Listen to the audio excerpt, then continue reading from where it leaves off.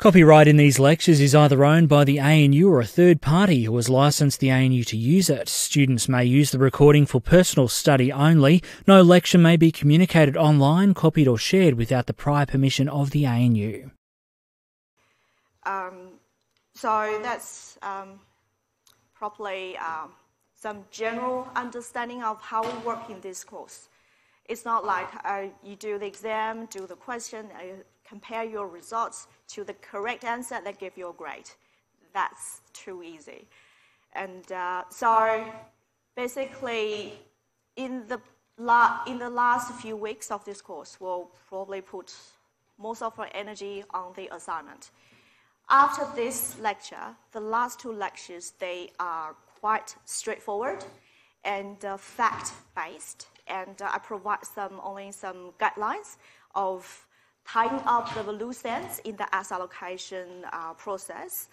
They tend to be more concept-based and not very much application, so pretty straightforward or easy. So in the next few weeks, hopefully you'll make significant progress doing your assignment. Try to learn as much as possible. I provide you this playground, and you decide how you're going to use this playground. So this week, we're going to talk about global investing and particularly currency hedging. This is probably the last important topic we're going to cover in this course when we make the asset allocation decision. In this course, we're going to discuss what's so different when we consider investing in a global context instead of just investing in the Australian assets we are familiar with. And then another key component of this course, we're going to discuss the hedging decision. And you don't need to worry about the mathematics and how they derive. That's a very complicated formula, but we focus on the application side of the problem.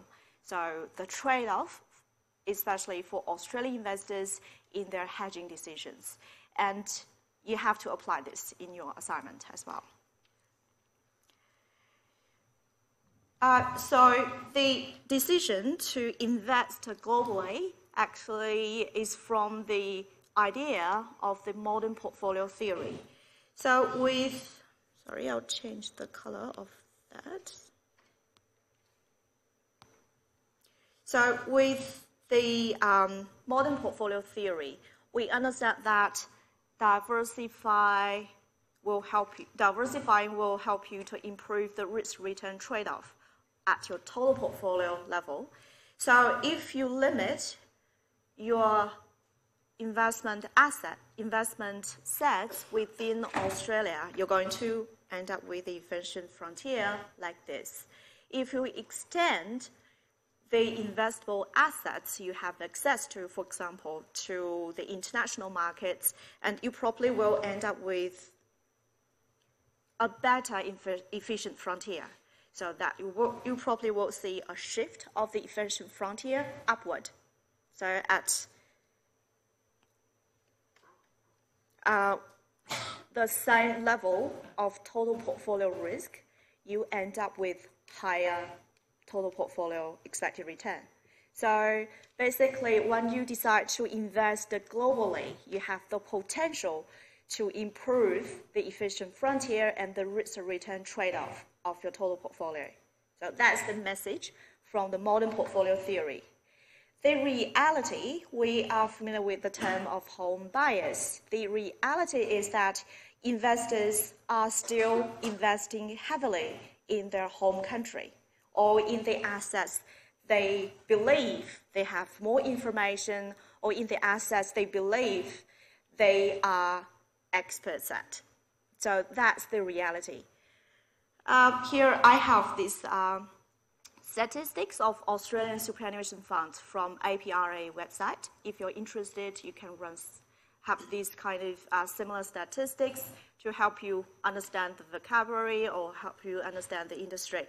So I got to find the data of the asset allocation in Australian equity and world equity of all of the Australian superannuation funds, including the self-managed superannuation funds. So that's the results. So on average, Australian investors, they allocate 50% of their equity within the bucket of equity into Australian equity, and the other half to world equity. We do understand Australian equity market is only about 3% of the world equity market, which is a tiny, tiny part of the investable sets, which might be this efficient frontier if you consider equity is the only investable assets. So that means a lot of institutional investors, Australian superannuation funds, they willingly give up that chance, the potential of a better efficient frontier, overweight their asset allocation in Australian equity. So that's a form of home bias. We invest more in the home market, especially in home equity market. That's the fact we observe in the market.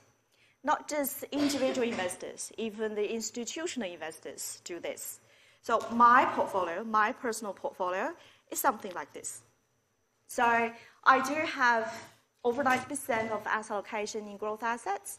Within the growth assets, I have 50-50 in Australian equity and world equity. So for mom and dad investors, they probably don't understand the risk or the modern portfolio theory or the financial market in general.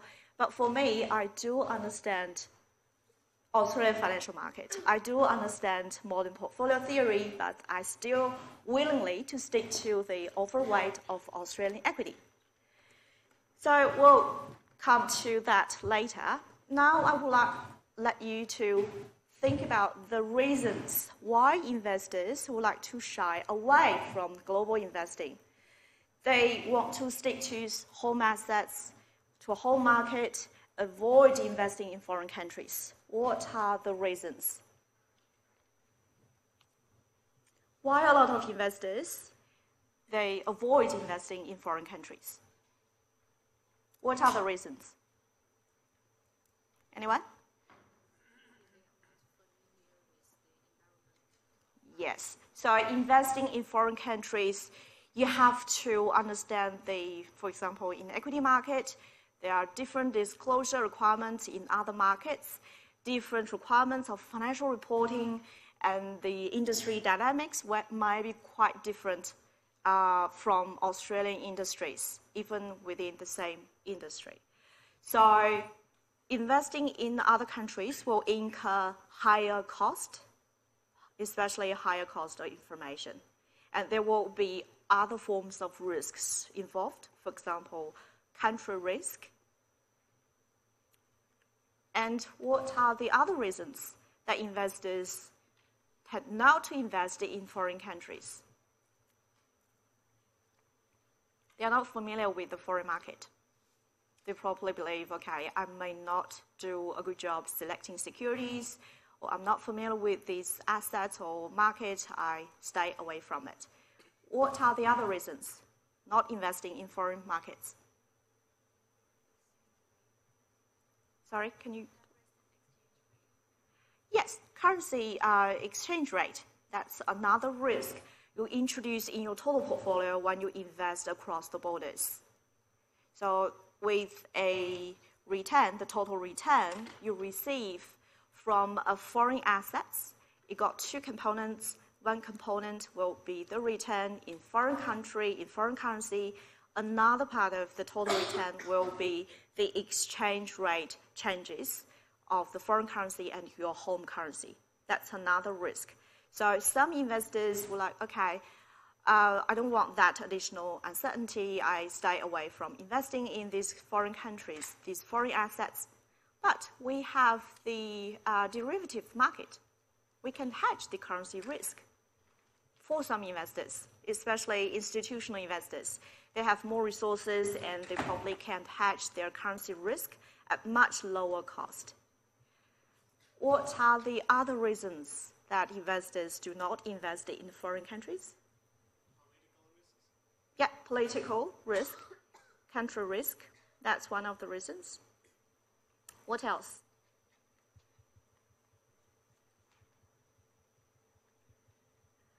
Well, another aspect of the investment decision, should investors consider their portfolio return at a gross number or after fee and tax?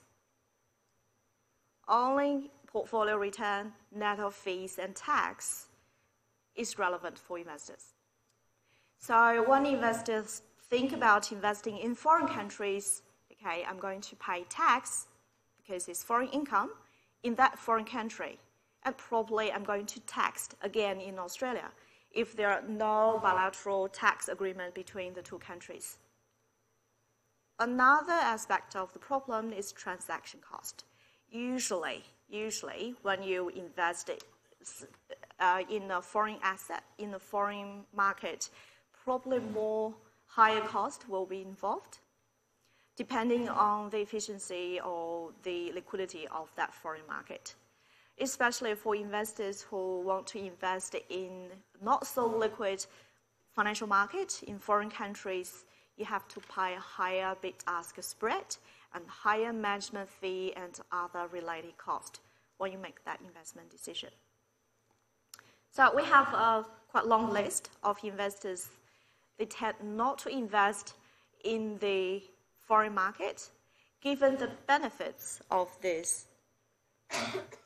Given the benefits of a better efficient frontier, the investors actually weigh the benefits, the potential benefits investing in foreign markets and the potential costs investing in the foreign market. So the end results, we observe that investors probably believe, okay, the additional costs to obtain information, the related costs, transaction cost, tax, and all of the additional energies you have to put into understanding the foreign markets, the foreign assets, might be not worthwhile. Might be not worthwhile for some investors. That's why one of the reasons that we stick with our home market and especially home equity market. There's another reason that why Australian investors particularly prefer their home assets. What's that reason? That's very specific for Australian investors. Why? What's the reason? That why Australian investors, they would like to overweight their home market.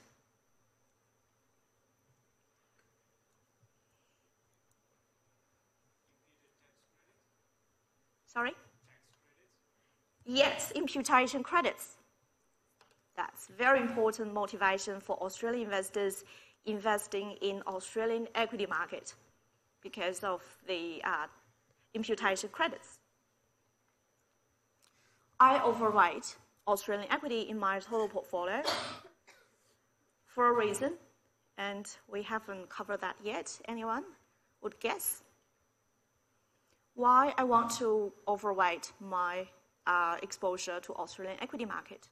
Another reason. I'm a very adventurous investor. The market volatility doesn't keep me awake at night.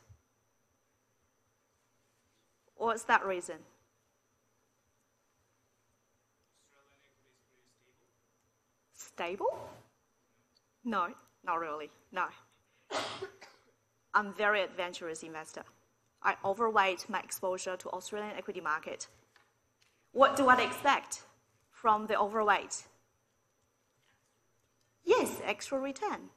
So if I have strong belief that Australian market is going to outperform the world market, I overweight Australian equity in my total portfolio. That's another important reason that why a lot of investors will overweight Australian equity or Australian assets within their total portfolio. That's the case for Australian investors.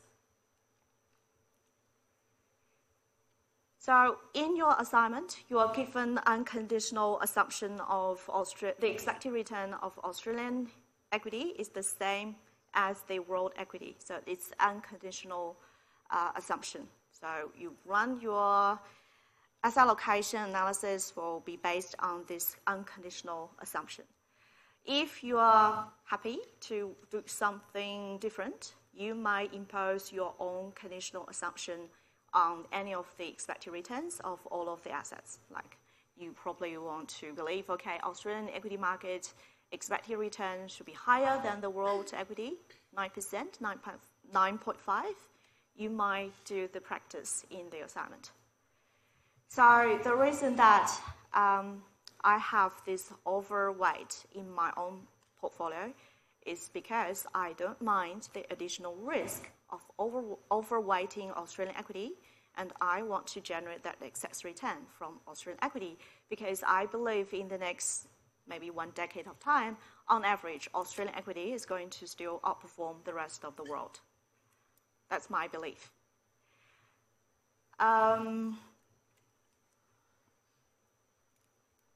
Does anyone invest in Australian equity market? No, not anyone? Do you have a paper portfolio? Just practice your security selection skills. Do you have a paper portfolio? Just follow some stocks and just try to do the security selection by yourself. Just choose the best, so-called best 20 stocks and construct a portfolio and follow the performance of your portfolio. You don't do that? I'm very surprised because you're doing finance and you choose finance and probably most of you are going to work in finance. Okay.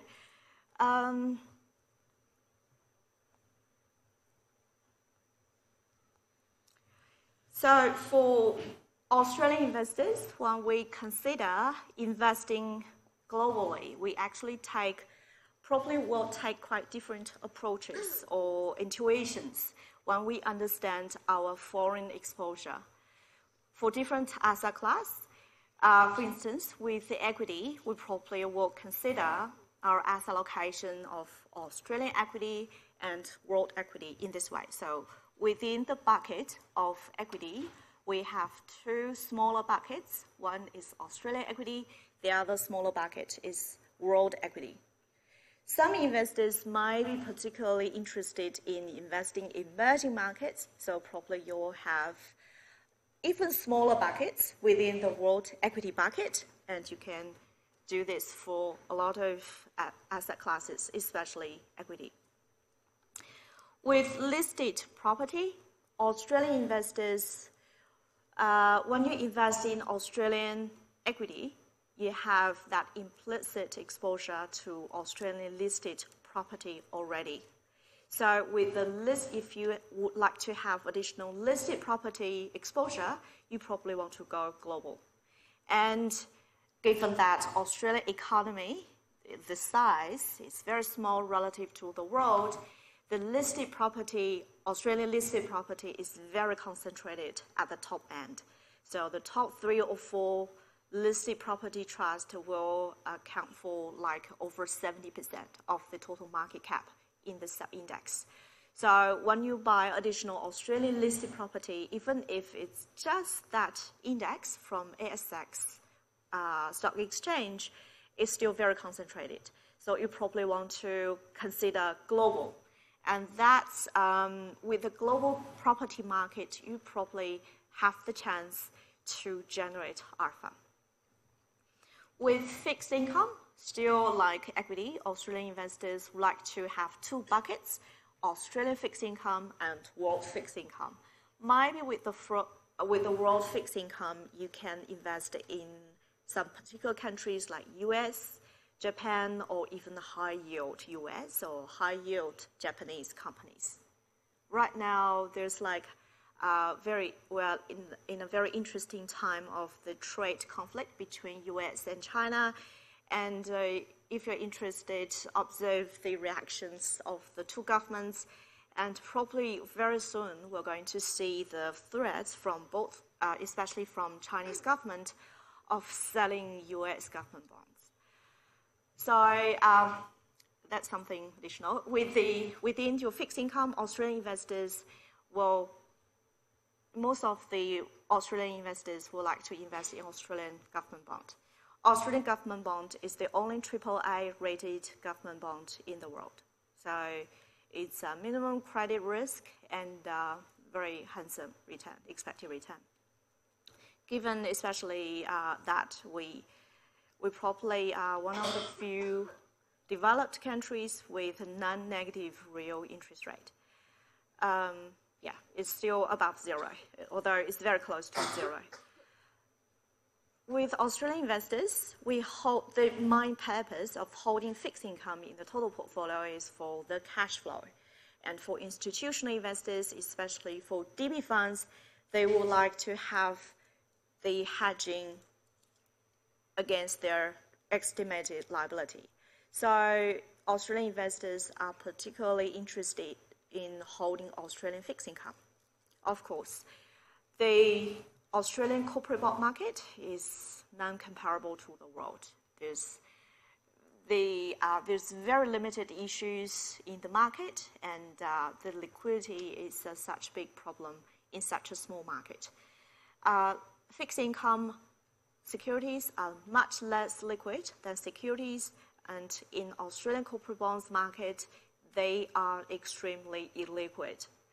So for investors who are interested in investing in foreign country or foreign company corporate bonds, you probably have to invest through some platforms or funds managers. When we invest in foreign market fixed income securities, no matter they're corporate bonds or government bonds, do we hedge our exposure? Why do we hold fixed income securities? For the cash flow, for the diversification benefits, diversifying the Australian equity market exposure. So in most cases, Australian investors will hedge their currency risk in their fixed income exposure. Inflation-linked securities. Do we invest in Australian inflation-linked or TIPS in the US?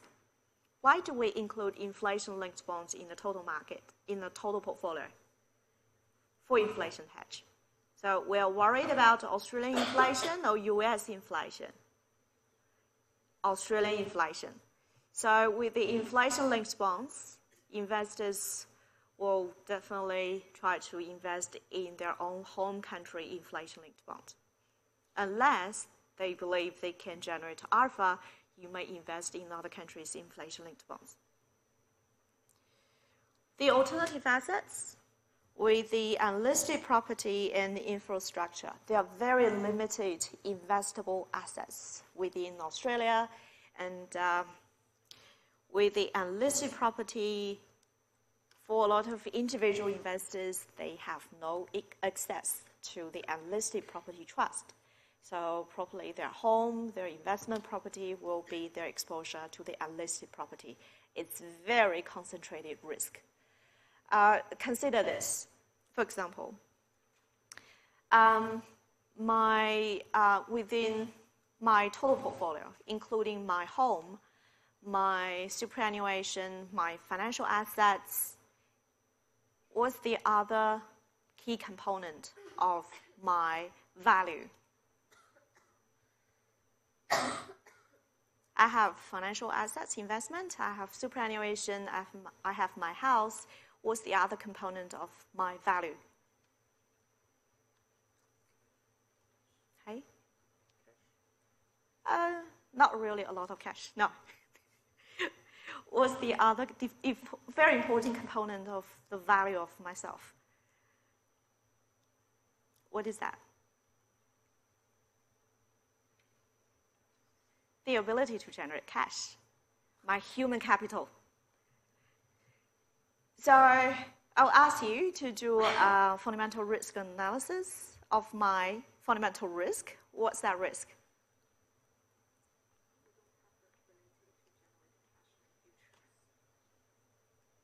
Yeah, what's my fundamental risk?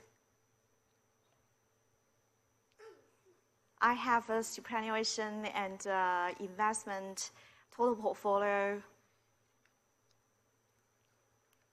in $8. I have my house in Australia, in ACT, and my human capital is at here. So what's my fundamental risk? Yeah, what's the fundamental risk factor? What's the fundamental risk factor? Yeah, that's one of the undesired outcome. Yes? Anyone? Yes, Australian economy. So I have very substantial concentrated fundamental risk factor, which is Australian economic development, the uncertainties in Australian economy. So that's my total portfolio. Very large proportion of my value is derived from my human capital. So that's probably you want to consider when you assess the investing decision of any client or any investor. So within the Australian market, for a lot of Australian investors, we have concentrated risk from the Australian economy. That's especially the case for the alternative assets. You probably want to go to other countries, especially the private equities and hedge funds. Unlisted properties and infrastructures, they provide much better exposure to that much higher inflation frontier. You can diversify your fundamental risk, which is Australian economic risk, and also you probably have the potential to improve the risk-return trade-off of your total portfolio, have a much better efficient frontier.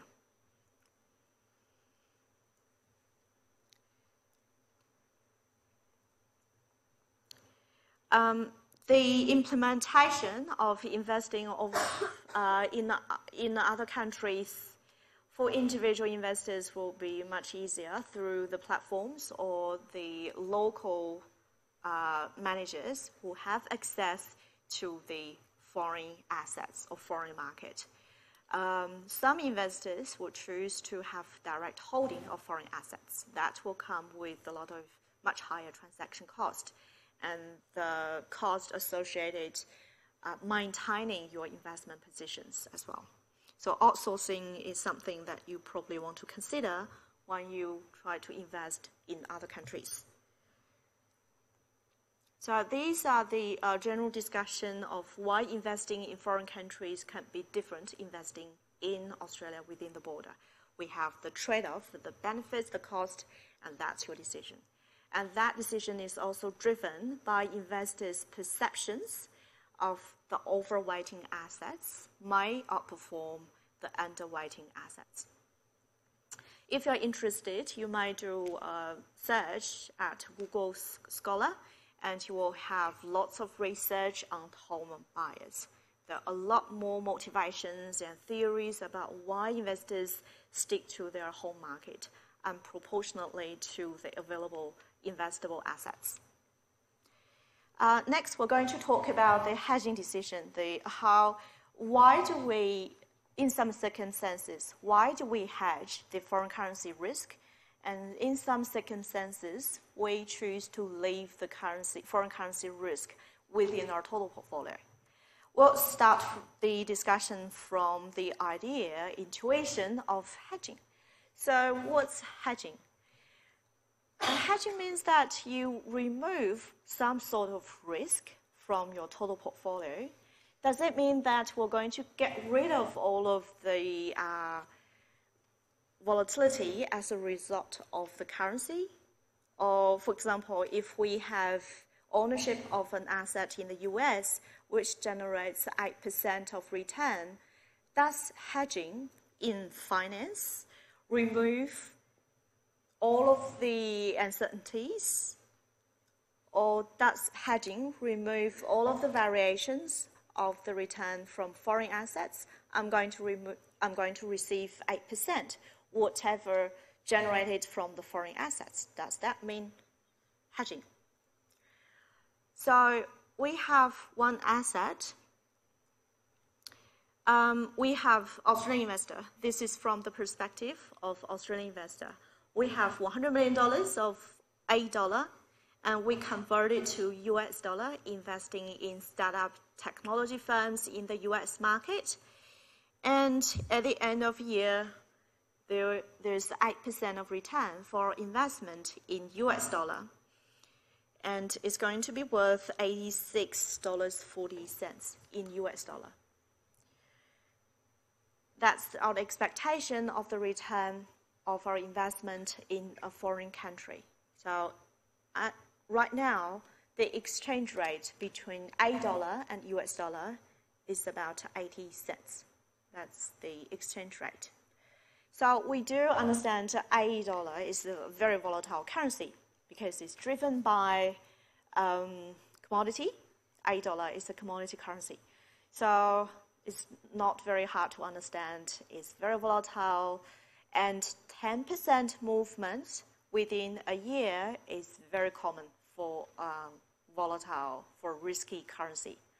So we understand that after 1 year, there may be a chance that $8 is going to appreciate by 10%. The exchange rate is going to be 88 cents US dollar. And in that case, my return will be a loss of 2% from my investment in the US when I convert that my foreign investment back to $8. That give me a return of negative 2%. There's another chance that over a year, the exchange rate of $8 and US dollar will be 72 US dollar. So $8 might depreciate by 10%. In that case, I'm going to have $8 return of 20%. Given that the foreign asset return is 8%. So with a 10% exchange rate movement to either direction, I have a net return from the foreign assets denominated in $8 of negative 2% or 20%, which is a very large swing. As a risk-averse investor, I do not like this large swing of negative 2% to 20% of my $8 return, given that the foreign asset return is 8%. So I decide to hedge my foreign currency exposure in this investment. We'll talk about the hedging later. So the purpose of hedging is to remove the excess volatility in your total return, the net return from foreign investment, remove the excess volatility as a result of the foreign exchange movement. So this is the idea of hedging. We'll come to the discussion of the extent of the hedging later. So for Australian investors, the total return they receive from a foreign investment denominated in $8 can be decomposed into two components. The first one is the foreign asset return in foreign currency. The other component will be the exchange rate movement. Keep this in mind. We'll come back to this later. How important is the hedging decision? So you may go ahead with the hedging, which means that you're going to remove the excess volatility from the foreign exchange exposure in your total portfolio. So here we have the demonstration of the relative performance of unhedged versus the hedged world equity returns in $8. So with the unhedged world equity, I'm going to leave the foreign exchange movement in there. I do not try to hedge the volatility of the exchange rate of $8 against the foreign currencies. With the hedged world equity exposure, I try to remove the excess volatility from my holding of foreign assets as a result of the exchange rate movement of $8 against the US dollar. So you may consider the hedged world equity return is actually the underlying assets will be the world equity, your proportionate ownership of foreign funds, foreign equities, but it's denominated in A dollar. It's like a total portfolio of pure exposure of A dollar assets. With the unhedged world equity, so we'll just leave the foreign currency exposure there, and we actually hold a total portfolio which is consist of the foreign assets exposure and the currency the exchange rate variation exposure. So that's a total portfolio. And that's the line of 0. Any dotted line or solid line above this line means the unhedged world equity outperforms. That means unhedged means that you do not care much about the variation of the foreign exchange rate. You just leave it there, and you do not hedge your foreign currency exposure. What we care is this: the hedged outperform. So you hedge against any foreign currency risk within your world equity portfolio, and you are more interested in your A dollar denominated return in your world equity exposure. So before the start of the resource boom, we'll see that sometimes the hedged world equity outperforms.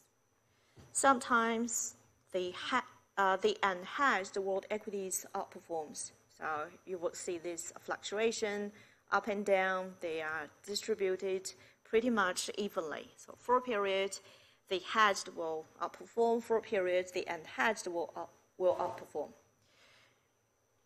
The resource boom, that's the towards the end of the 1990s, or the early of the 21st century, that was the jump of commodity price and the resource boom in Australia.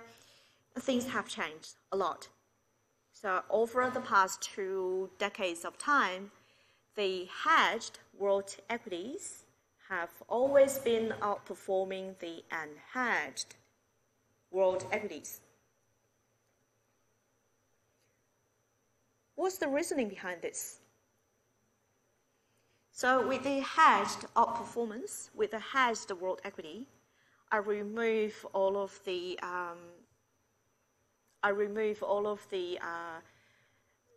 additional risks associated with foreign exchange of A dollar against other currencies. I hold everything in A dollar.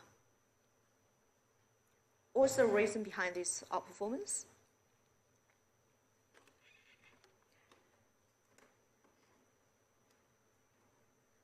It's actually the outperformance of Australian equity or Australian economy over the rest of the world.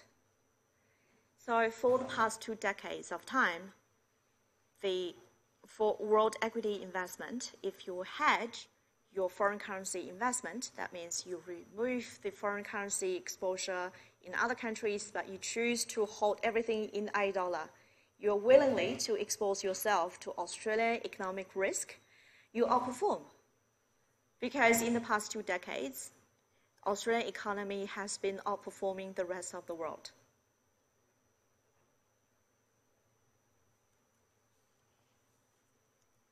That's for asset class. So what's the impact of hedging or not hedging in a total portfolio context? The standard deviation of the unhedged versus the hedged world equities is about 12%, the standard deviation. That's what you can read from the graph. So for a total portfolio, that's a comparison group, has world equities of 25% of the total portfolio, and within that foreign of world equity portfolio, you have 50% hedged. And it means that you leave 50% of your world equities unhedged, exposed to the foreign exchange movement. That means that in your total portfolio, you intentionally leave some foreign currency risk. So that's our benchmark for a total portfolio. So investors, Australian investors, have the choice either to a fully hedged foreign world equity or fully unhedged world equity. So these are the positions they want to take within their total portfolio, still with 25% as allocation to world equity, which I lay out in this table. Australian investors might go ahead with fully unhedged or fully hedged position within their world equity asset class. So you will see the position, the hedging position of this fully hedged and fully unhedged. The difference is 25%. Away from the peer, from the comparison group, 12.5%. The position, the deviation of the position is about 12.5%. The standard deviation of return of the fully unhedged and fully hedged world equities is about 12%. So that's the deviation of position away from the comparison group. Multiply this with the standard deviation of the fully unhedged and fully hedged world equities, the return. As the result of your hedging decision, that is going to give you 1.5% of tracking error. So if investors, Australian investors, to go ahead with either fully hedged or fully unhedged position within their total portfolio, just because of this single hedging decision, they're going to generate 1.5% of tracking error in their total portfolio against the comparison group. So the comparison group is doing 50% of hedging. What's the impact of this? What's the implication of this for investors, particularly for funds managers? When they're given a benchmark, especially the funds managers who are managing a diversified portfolio. For instance, within UniSuper, there's a product of balanced portfolio. So when the manager is making the hedging decision against a 50% hedge of benchmark, that single hedging decision will create 1.5% of tracking error. On the basis that they might create other forms of tracking error from the security selection, from the differences of the investment process, the tracking error will be well above 2%. A tracking error of 2%, above 2%, will have significant impact on the funds managers' ranking. So they are usually ranked by Morningstar monthly. Sometimes internally they can be ranked quarterly or annually. So this will have a direct impact on the fund managers' ranking, their performance, and also their bonus. So for funds managers, they are particularly worried about tracking error and hedging to go either fully hedged or fully unhedged will have a significant impact on the tracking error. The usual practice for a lot of investors, even the institutional investors, they start from 50% or close to 50% hedging, and they're going to assess the potential benefits and potential costs associated with this hedging decision, and to evaluate, can it generate enough alpha to justify the increased tracking error when they compare their performance against the benchmark or comparison group.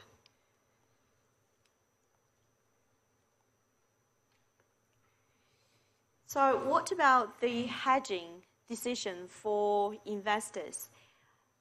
What's the exact impact from hedging of their portfolio or the impact from hedging on their asset? So we'll start the discussion from the covered interest rate parity and which has been discussed in previous finance course, where you discussed the equilibrium forward exchange rate. So we'll start from here. It's 1:50. Let's take 5 minutes break, then we probably can continue the discussion of the whole thing of currency surprise in one go. If you have any questions about the assignment or the exam or anything related to the course, you can come over to see me.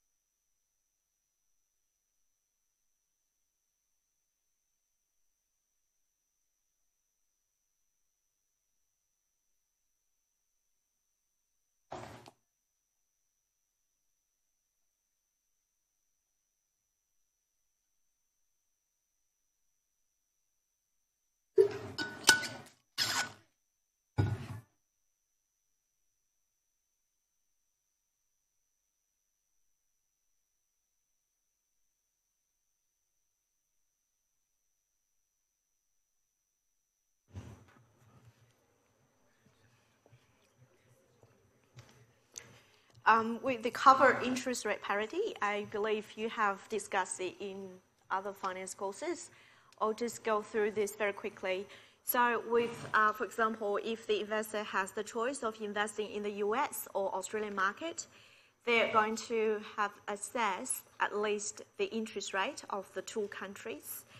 In the past several decades of time, Australia has always been the high interest rate country, partially driven by the money inflow into Australian market because of the outperformance of Australian assets, especially after the resource boom. So RBA had to maintain a high interest rate to just prevent the economy from overheating or create the possibility of asset bubbles. So in the past 2 decades, 2 or 3 decades of time, Australia always has been the high interest rate country until very recently, until last year. So we'll discuss this later. So that's the case I lay out here. In Australia, the interest rate is 6%. In the US, it's 3%. And for investors who are able to move their money across the border freely, it's quite good in motivation that you borrow from the low interest rate country in the US and invest in the high interest rate country like Australia. So in this case, the investor is going to borrow $100 million US dollar in the US market at interest rate of 3% and convert it to $100 million of $8, assuming that $8 is at par with US dollar. And then they're going to take the money, transfer the money to Australia and invest in Australian assets. For example, very simple Australian government bonds, which generates a return of 6%. At the upfront, when they make the investment, they're going to enter a forward currency contract to sell $8 at the end of the investment horizon. At the end of 1 year, sell $8 to buy US dollar to repay the US dollar loan in the US market. So obviously, over a year, they have to repay $103 million of US dollar. At the end of the year, they're going to generate a 6% of return in $8. So at the end of the investment horizon, they're going to have $106 million of $8, but they need $103 million of US dollar to repay the loan. That creates the chance for us to generate the equilibrium forward exchange rate. So that means that you are able to sell $8, that's 106, to convert that to $103 million of US dollar. That's the equilibrium forward rate, so that there will be no arbitrage opportunities. Otherwise, investors will come into the market, try to take advantage of the mispricing in the currency market. So that's the equilibrium forward contract rate. And if you look at that's actually an estimate of $8 depreciating by 3%. And that's exactly the interest rate differential of Australia and US dollar. So which means that if we can observe the interest rate differential from the market right now, and we do expect the exchange rate will move in a way so that there will be no arbitrage opportunity. So in this case, it's $8 is expected to depreciate by 3%, so that there will be no arbitrage opportunity. That's if you go to observe the forward exchange rate in the forward market and compare that with the spot rate, you're going to find out the expected exchange rate movement over that horizon.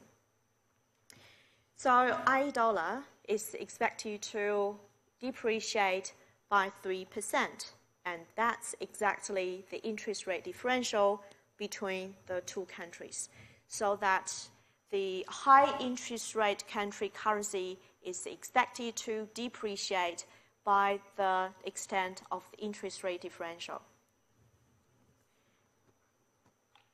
So return from currency changes for investors, for Australian investors who invest in foreign countries, the return from currency changes can be decomposed into interest rate differential, which you might observe from the financial market. That's the interest rate differential.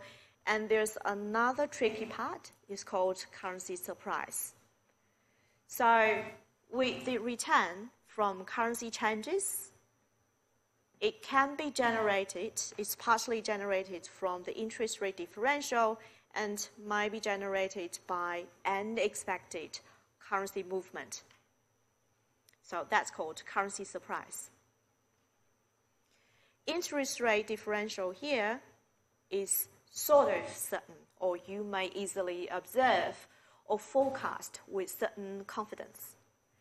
So hedging is actually trying to remove this currency surprise, and we end up with the interest rate differential as the result of currency changes.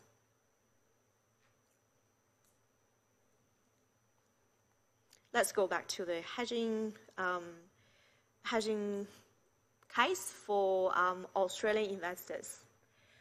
So the foreign assets generate 8% of return over a year without hedging. Allow the foreign currency movement creep into my portfolio within the total return of my foreign assets. So a 10% movement of foreign exchange rate will lead to a negative 2% and 20% variation of my total return in $, from my investment in the US. Hedging will get rid of the unexpected changes in the foreign exchange rate, and you are left with the interest rate differential. So in that case, hedging, that's what we care about for Australian investors. We try to remove the currency surprise, and we're left with interest rate differential. So that's what we mean hedging. We're not trying to generate excess return. We're trying to remove the excess volatility as a result of the unexpected currency movement. So we generate 8% from the foreign assets, and what's the interest rate differential? In my case, not in the real financial market, it's 3%. So with $, 6% of interest rate, US dollar, 3% of interest rate. So if this market is in equilibrium, what do you expect the $8 will change? Is it going to depreciate or appreciate? Depreciate is going to depreciate by 3%. Okay, so if I'm going to hedge, that means my total portfolio will be left with the interest rate differential. I have removed the currency surprise. I'm left with that sort of certain expected changes as a result of the currency changes. I generate 8% return from my foreign investment, and $8 is going to depreciate by 3%. What's my total return? 5% or 11%? If $8 depreciates,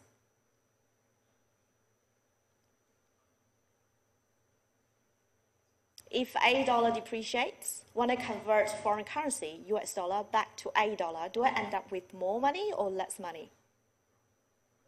More money. So here I'm going to generate 11% of return. $8 depreciates, that's the interest rate differential, I can lock in. And the $8 return, net return for me after hedging the unexpected foreign currency movement, I end up with 11%. compared with a big swing of -2% to 20%, I'm almost certain I'm going to receive 11% of return from my investment in the US. That's the hedging, the result of hedging. If you compare this 11% to the possible outcome of 20%, it is less, but that's not our purpose of hedging. We try to remove the excess volatility. We're not trying to generate excess return. Is everyone with me? Okay, good. So this is hedging. We end up with a certain interest rate differential. Historically, Australian market, probably want to show you this first. That's the interest rate differential of Australia and US. That's the interest rate in Australia minus the interest rate in the US. Historically, you see, that's the line of 0. So almost in the entire 50 years, Australia has always been the higher interest rate country. So almost every point of time, $A was expected to depreciate by the interest rate differential. It's about between 2 to 3%, so that there will be no arbitrage opportunities. What's the fact? Did Australian dollar depreciate between 2 to 3%, as indicated by the interest rate differential? No, never, especially in the past 2 or 3 decades of time. So if the interest rate differential indicates that $A should depreciate by 3%, $A never depreciate that much. Maybe it depreciates by 1% or 1.5%, but it's never been to that interest rate differential that you can observe from the market. Why didn't Australian dollar depreciate that much? Supply and demand. So that means that there's very strong demand or supply in the market of $A. Demand, yes. So there has always been very strong demand of $A. Although we often read news coverage of some hedge funds or some analysts talking about $A is overvalued, $A is overvalued, and this hedge fund is having this size of short position on $A, but $A has most of the time disappointed a lot of people. And until now, even though Australia's interest rate is lower than the US, $A is still a little bit overvalued, but it's very close to its long-term PPP value right now. So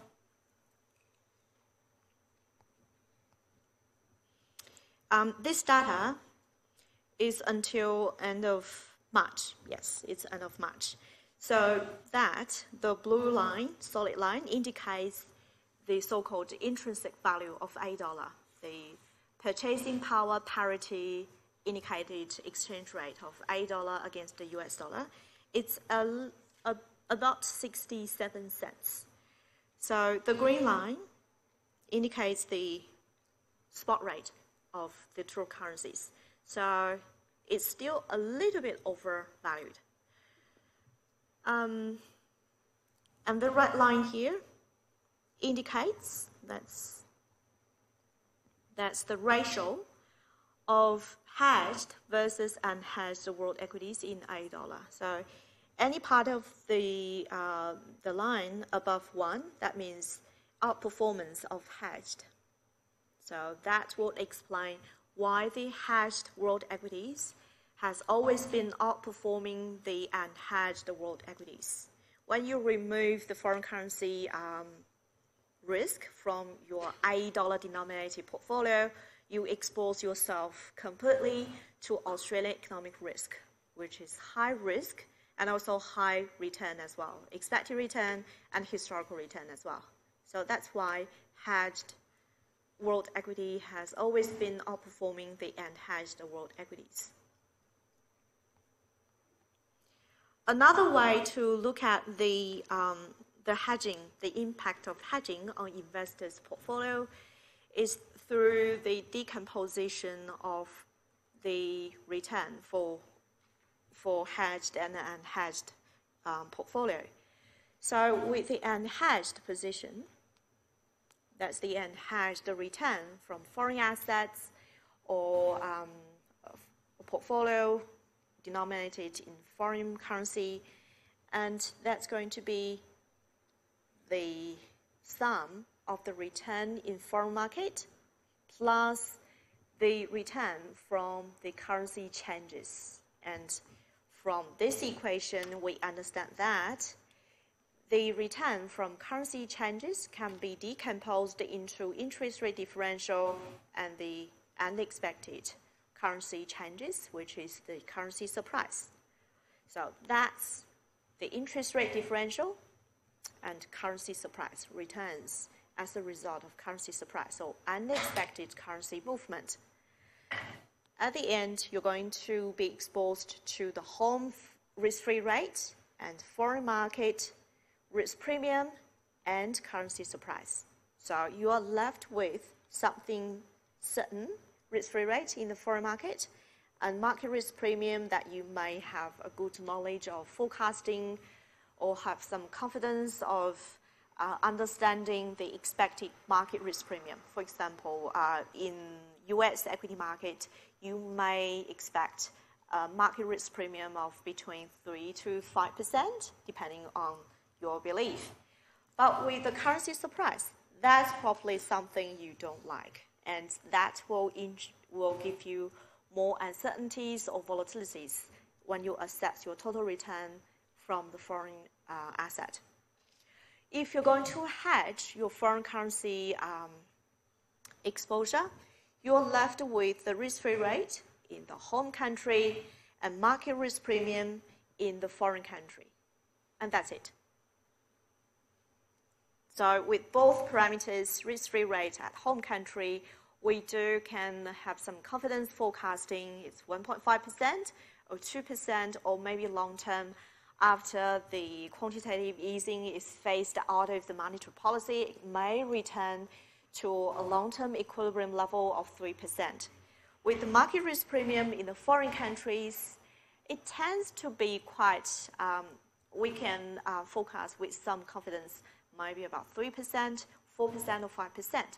And you are left with the sum of these two components without the currency surprise. So that's another way that we may understand the difference of hedging and unhedging and the impact on the total return that investors receive from the foreign currency exposure. In your tutorial exercise, you're going to do something like this. You're given the spot exchange rate, the interest rate differential, and then you're going to estimate the equilibrium forward exchange rate. And then use that forward rate to demonstrate the impact from hedging decision on the portfolio or asset outcome for Australian investors.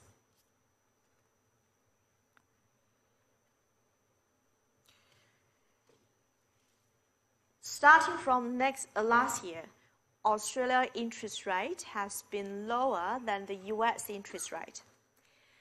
I didn't go to change my case of demonstrating the hedging and the process of generating the market equilibrium forward rate. I still use Australia as the higher interest rate country given our experience in the past several decades of time. So currently, the interest rate in Australia is about 1.5%. In the US, it's about 2.5%. The difference is about between 50 basis points to 100 basis points. So right now, we do have a lower interest rate. It really depends on how the trade conflicts are going to be resolved and the outcome of the presidential election next year as well. And then we probably will have better information of how the interest rate differential is going to develop in the next few years. So I just take the attitude of wait and see. I didn't bother to update to make Australia the lower interest rate country. It can be quite temporary, given that the escalating conflicts between US and China. Do you understand why this may be reversed? So if the trade war between US and China escalates to something like material significant, what's the impact on US economy and world economy? US industries are going to suffer or be better off? Do you have some ideas of how the US economy is going to factor in this conflict? What happened in the stock market recently, in the past several days? Yes. US market, including Australia stock market, have dropped a lot in the past few weeks. That has ended almost a 4-month-long upward running of the stock market. So at least for now, we understand financial market investors taking the conflicts of US and China as a very negative signal. There will be significant negative impact on US economy and the world economic development. So given that maybe there will be downwards development of US economy, what will Federal Reserve do? How do they stimulate the economy? How do they encourage consumers to spend money? Decrease interest rate in the US. So right now it's about a little bit over 2%. So there may be a cycle. They have been increasing in 2018. Now they may reverse their monetary policy to reduce interest rate in the US market. So it might go back to a positive interest rate differential between Australia and US. At the same time, the impact of the trade war on Australia is quite limited. By the way, who are the largest trading partners of Australia? Yes. Is it deficit or surplus?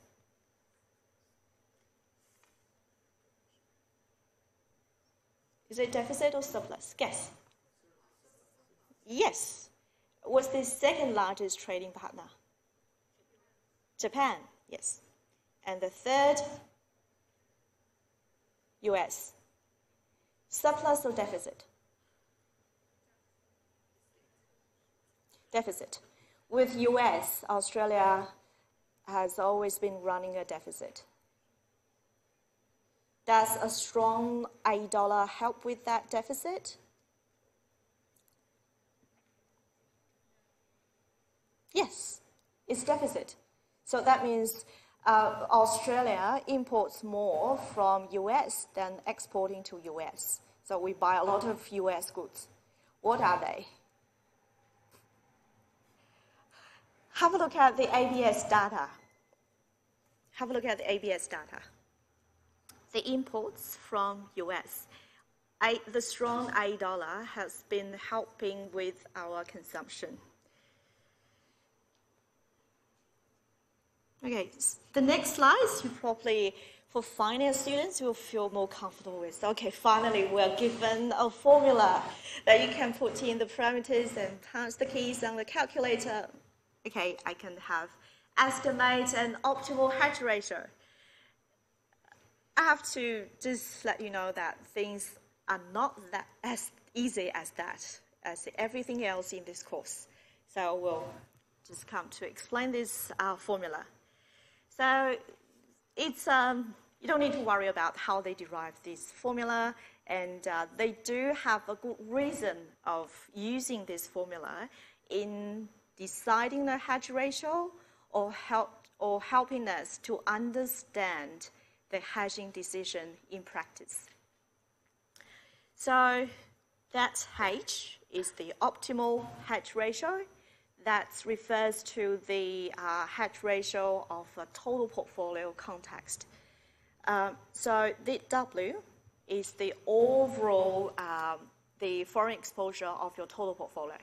So if you have like foreign exposure in world equities, other assets, hedge funds, private equities in foreign countries, they're all counted as foreign currency exposure. So that will go into the W here, the weights of foreign assets. So let's have a look at the key parameters in the formula. So here we have something that's the first time you see, that's the standard deviation of returns from currency surprise. So that's probably a measure of this. I got too many things over here. That's the standard deviation of the returns from currency surprise.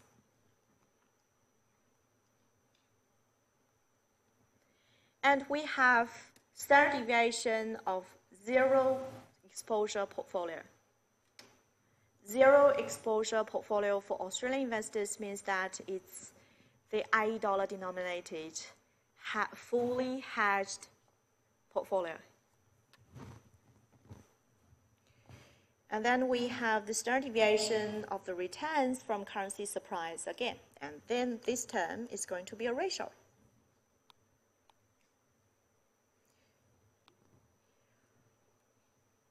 There are two far more important parameters into the estimation of optimal hedge ratio, so-called optimal. That's the expected returns from currency surprise. Oh, by the way, the T here is a constant.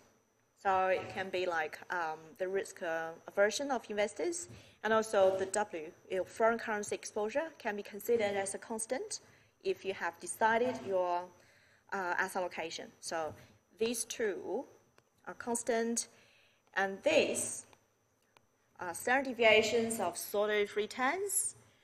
From the lecture of week 4, we understand that sample mean is not a good measure of the population mean, but sample standard deviation is sort of a reliable estimate of the population standard deviation. So for us, we can generate the returns from currency surprise in a way as demonstrated in your tutorial exercise. So these can be estimated with some confidence, and we do not believe they're going to change dramatically in the future.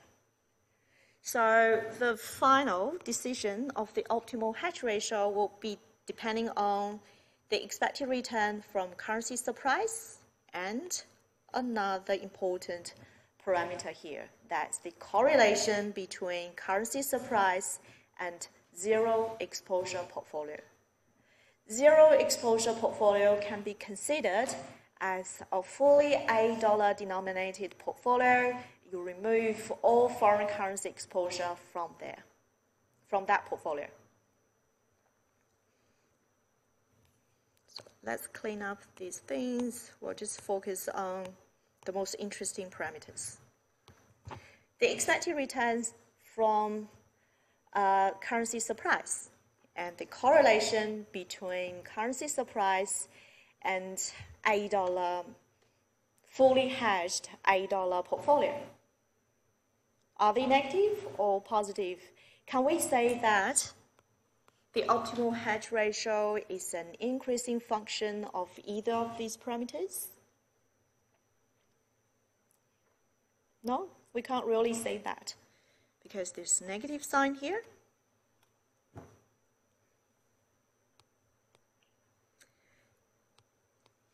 So the optimal hedge ratio is going to be determined by these two important parameters, and they are very uncertain, can be very unstable, and sometimes we have difficulty forecasting for the future. The expected return from currency surprise. Can you guess what's the expected return from currency surprise for Australian investors?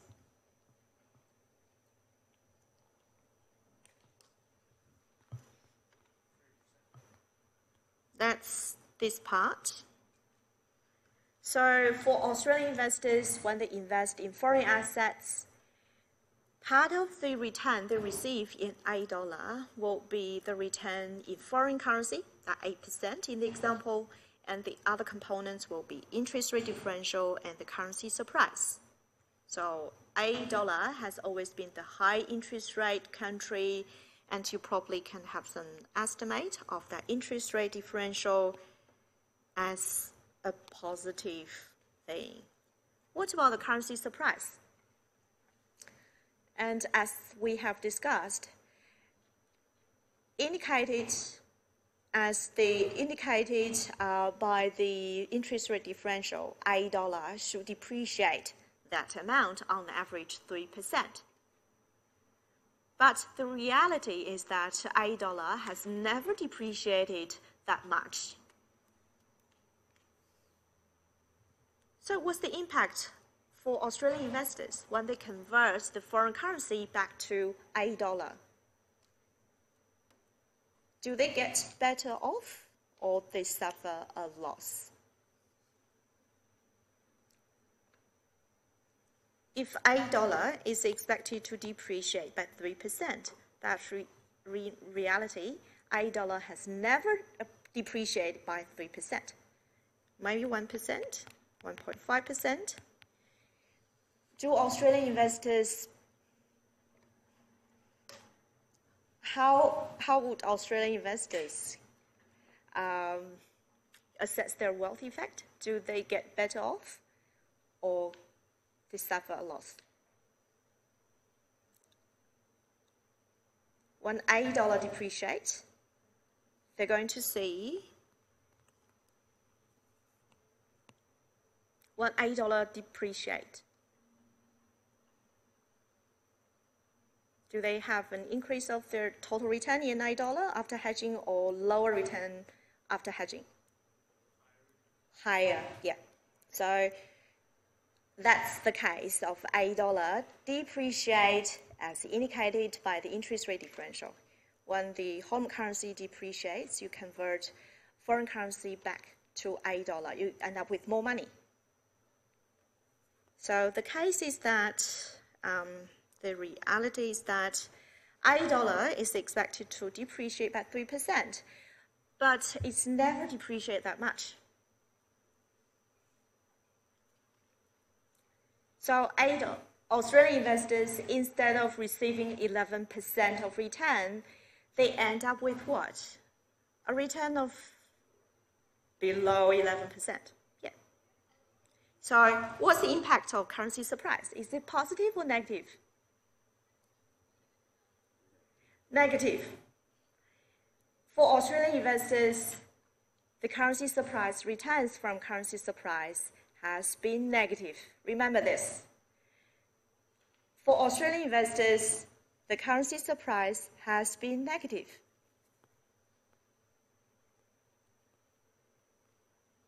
So we have a negative expected return from currency surprise in the past 2 decades, at least the recent 2 decades of time. We'll see how this is going to evolve in the next few years. Maybe we don't need to wait that long to have some revised estimation. But at least, historically, the expected return from currency surprise for Australian investors has been negative. Negative return? So what about that correlation? Currency surprise and zero exposure or fully hedged $8 portfolio. Can you guess? Is it positive or negative correlation?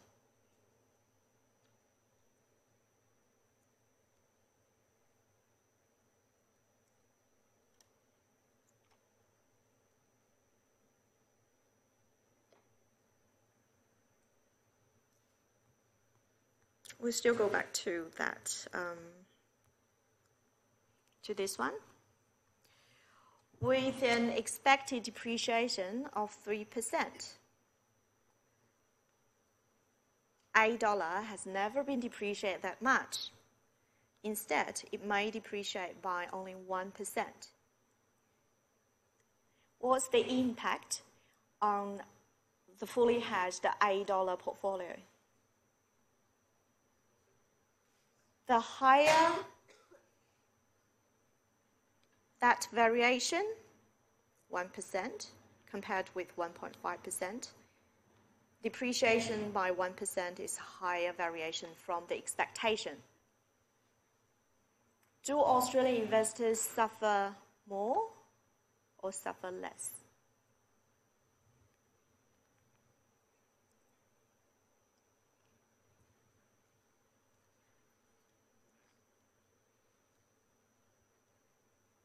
Sorry? Yeah. Because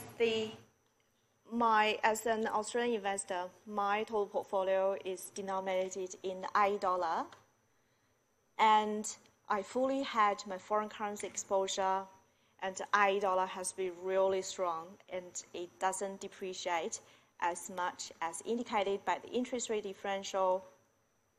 So I'm better off. This negative correlation. So let's go back to the formula. That correlation is negative. Negative is not that simple that we can estimate an optimal hedge ratio. Another layer of the negative correlation of currency surprise and zero exposure portfolio can be considered in a total portfolio context. So what's your first react when you see a negative correlation?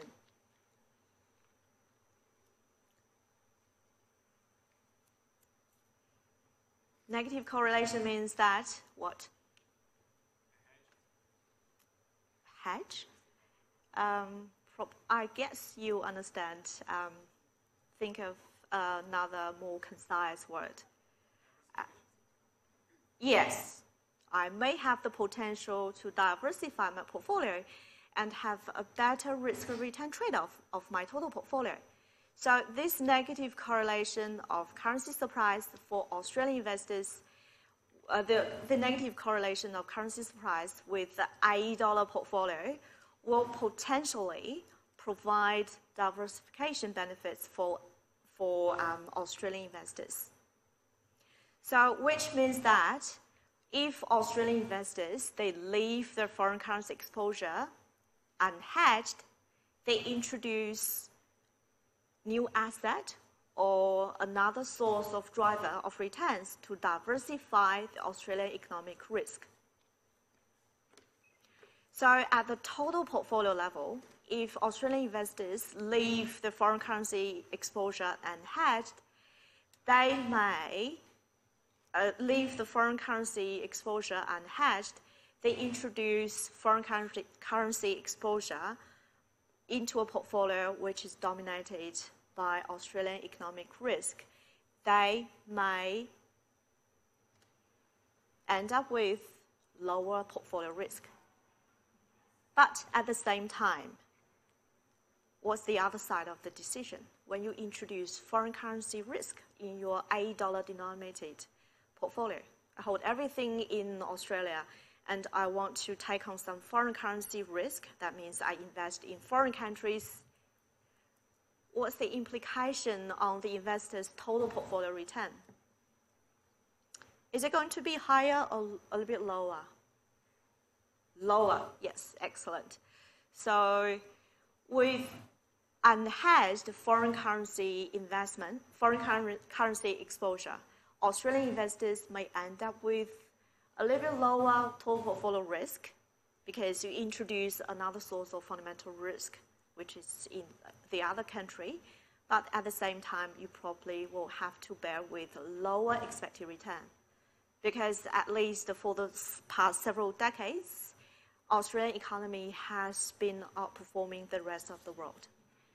So that's probably the most likely outcome or most likely trade-off faced by Australian investors in the next few years of time if this relation is not reversed.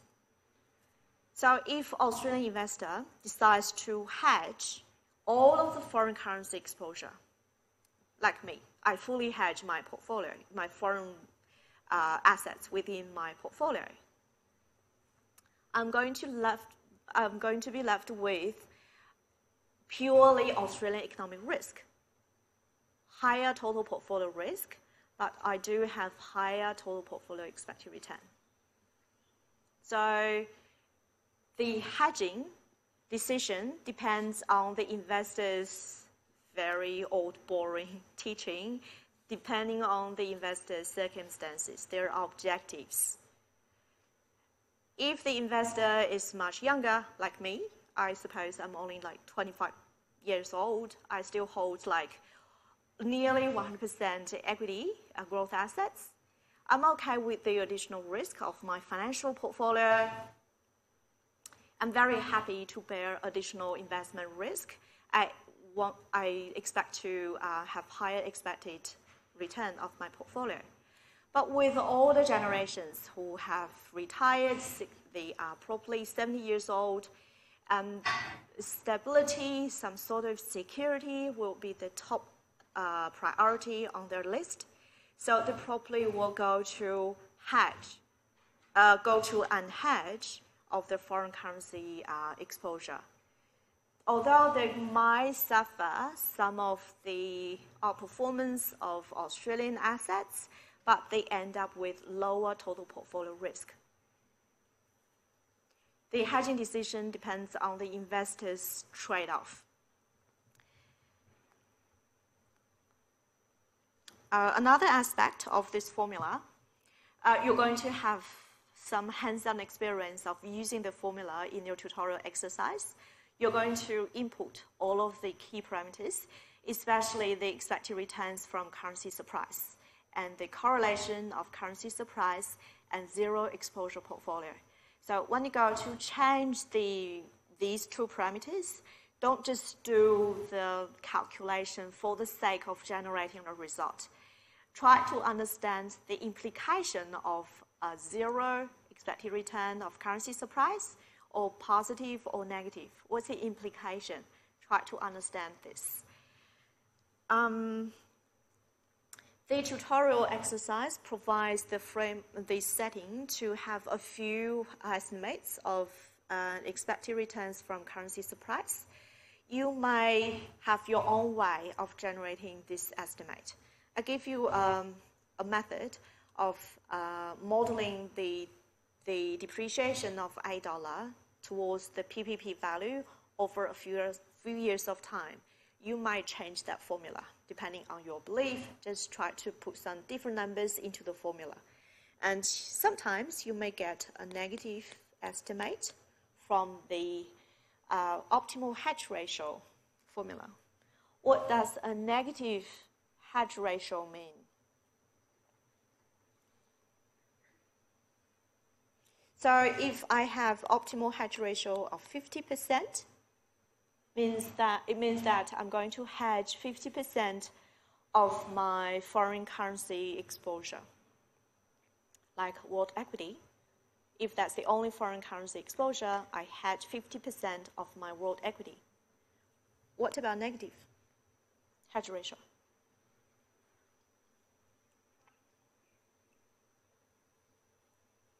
You guess?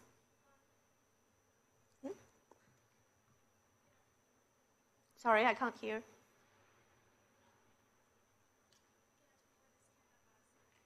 Yes, exactly. You take an active approach willingly to buy more foreign assets, increase your foreign currency exposure. So have a look at this. What if it generates a negative hedge ratio? Are you going to follow this model or formula to just extend your foreign currency exposure in your total portfolio? That's probably will not be the choice for most investors. One, they do not have the expertise forecasting foreign exchange movement.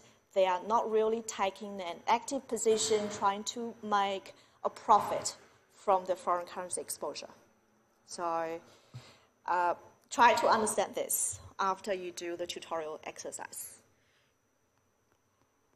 Want to highlight this again. This is examinable. So it's like I give you the final exam question. Try to do the exercise in tutorial and understand the process. This is bonus. The practical issues when we try to set the hedge ratio, there are a lot more considerations. With the help of the hedge ratio formula, okay, it generates an estimate of 50%. Okay, we look at our overall portfolio and we try to hedge 50% of our foreign currency exposure. But are you really hedging to that extent? With some assets, for instance, hedge funds, you have no idea of the exact exposure in their holding. Even if you're an investor, you do not get that detailed information. So there's no way that you can hedge exactly 50% of your foreign currency exposure. And if you do hedge 50% of your world equity investment, are you really hedging 50% of your foreign currency exposure? With the largest multinational companies in the world, they actually generate their revenue or profit from multiple or even dozens of countries. Are you hedging all of the exposures? Probably it's not going to be the case. So the so-called optimal hedge ratio is very vague, and it only gives you some guidance in terms of hedging your foreign currency exposure. Cost, the hedging cost by entering into forward contract at the initial stage of investment. For institutional investors, this comes at much lower cost, and they do have the expertise of hedging themselves. A lot of funds managers, professional investors, will actually outsource this to professional managers in foreign currency markets. For individual investors like me, I simply go to UniSuper, choose the hedged world equity product option. For a lot of individual investors, that's the easiest thing to do. Outsource the hard work to professional managers. The risk, so that's one of the most important input into the hedge ratio, the framework, and also the hedging decision will decide the funds manager's tracking error. That's peer risk. They care a lot. The cash flow implications, especially for investors, institutional investors usually, when they hedge their foreign currency exposure by themselves, with the full derivative contracts, usually upfront, you pay a very small amount of money. But we know that the exchange rate will fluctuate, especially for $8. The volatility is very high. So sometimes you may get margin call because of your hedging position. You have to put more money into your margin account. That sometimes it might create problem for some investors. If you are constrained with cash flow, or if you do have liquidity requirements in your total portfolio.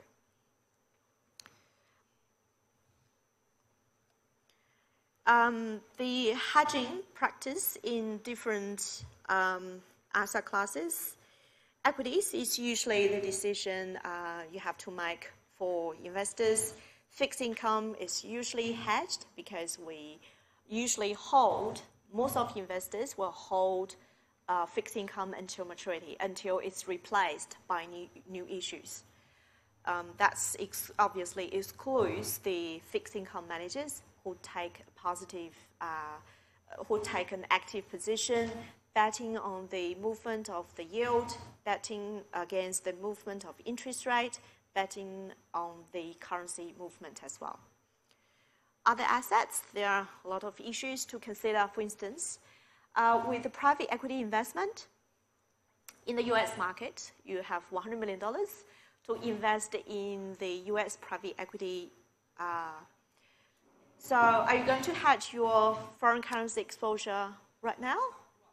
Given the very long-term investment horizon, probably you have to consider this later when you are able to convert your US dollar investment back to $8. So private equity investment is usually above 10 years. So, and the redemption of your investment in the private equity is not highly illiquid. You do not really get the redemption request that then is going to be satisfied straight away. Currency overlay managers, they provide these kind of services just in case some, especially institutional investors, have certain need of currency exposure or hedging need. The active currency managers, probably we're going to skip this. They are not really very relevant for asset allocation on the total portfolio level. So here's the summary of the hedging decision, the important considerations for Australian investors when they consider their hedging decision. Given the experience in the recent decades, there's negative return from currency surprise and negative correlation between currency surprise and zero exposure portfolio. So Australian investors, if they decide to hedge, they end up with higher total portfolio risk and higher total portfolio expected return. If they decide to leave the foreign currency exposure unhedged, they introduce another source of return into their $8 denominated total portfolio. That's a diversification of Australian economic risk. So they may end up with lower total portfolio return, but at the same time, they may reduce the total portfolio risk as well. So the hedging decision depends on the investor's needs, their objectives. Things may change, and we'll probably will have more information of how the expected return from currency surprise will evolve in the next 1 or 2 years when the uncertainties in the world economy and in the US settle down a little bit. Finally, I want to assure you that you're not going to be asked any questions of memorizing or writing down that formula. That's going to be too easy. It's very likely I'm going to ask some questions based on this. So still apply the principles, the theories, the ideas we have generated in the course to a real case problem. And as a practice, you may apply this to the client of your assignment. Any questions on this course? We still have a few minutes. Yes? So the hedge, may I go back to the question, to the optimal hedge ratio? So this optimal hedge ratio is focused on hedging the foreign currency or foreign exchange exposure, Yeah. not domestic, right? It's focused on the optimal hedge ratio of... So if we have 50% of optimal hedge ratio, or like 80%, it means that we have a portfolio of 80% of foreign? No, the hedge ratio, that's the W here, that's the total weighting of your foreign exposure. So if within my total portfolio of Australian equity of 30%, world equity of 50%, Australian fixed income of 20%, that 50% of hedge ratio means that I'm going to hedge 50% of my world equity in this case, the hedge ratio. That's 50% refers to your total exposure of foreign assets. So in this case, I'm going to end up with world equity hedged, world equity and hedged 25% each. That's the hedging of 50%. Does it make sense?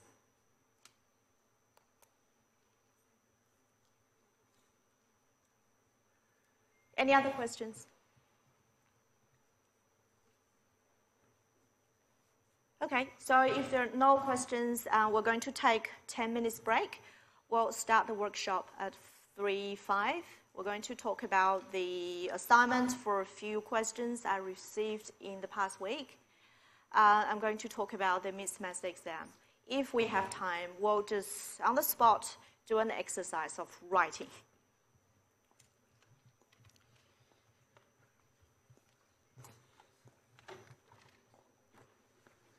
You have to look at this, right? On Watto, I give you this. And I give you 2 exam questions as well.